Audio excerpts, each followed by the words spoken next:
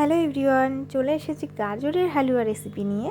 তো আমি প্রথমে ভালো করে গাজরগুলোকে গ্রেট করে নিয়েছি আর নিয়েছি 4টে আমন্ড, বাদাম আর কিশমিশ।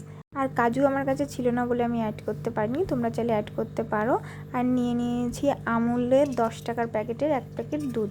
এবার কড়াইতে ঘি গরম হয়ে গেলে তাতে বাদামগুলো দিয়ে দেবো। ভালো করে বাদামগুলো ভেজে নিয়ে তারপর ওই ঘিয়ের মধ্যেই গাজরগুলোকে ভালো করে ভেজে নেব। নিয়ে তাতে উপকরণগুলো মিশিয়ে নেব, মানে পরিমাণ মতো নুন, তারপর 2টো এলাচ ফ্লেভারের জন্য, আর তারপর দিয়ে দেবো চিনি। ভালো করে অ্যাড করে নিয়ে এবার যে দুধের প্যাকেটটা নিয়েছিলাম 10 টাকার আমুল দুধের, সেটাই এটাতে অ্যাড করে দেবো।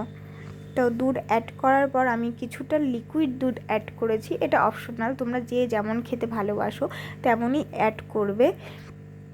অনেকে একটু জল জল খেতে পছন্দ করে, আবার অনেকে শুকনো শুকনো, তো আমি আজকে করেছি শুকনো শুকনোই, তাই কম দুধ অ্যাড করেছি। তো তারপর আমার ভেজে রাখা বাদামগুলোকে ওগুলোকে দিয়ে দেব।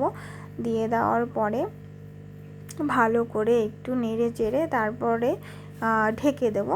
ঢেকে দেওয়ার পর ব্যাস রেডি গাজরের হালুয়া। কেমন লাগলো ভিডিওটা অবশ্যই জানিও। টাটা সবাইকে।